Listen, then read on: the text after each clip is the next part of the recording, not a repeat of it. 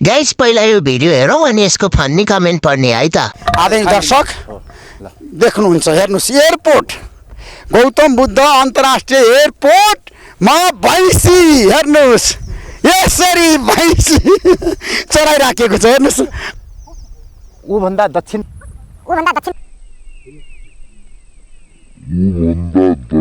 तिर हामीले यो जग्गा किन हामीले किन्यौँ भन्ने कुरा त्यो मैले चाहिँ बुझ्न सकेको यस्तो अवस्था छ मन्जु, हामी देखाइ। रुको जरा, सबर करो। अनि भैँसीको ठालाले चलाको त्यसमा के कुद्छ त?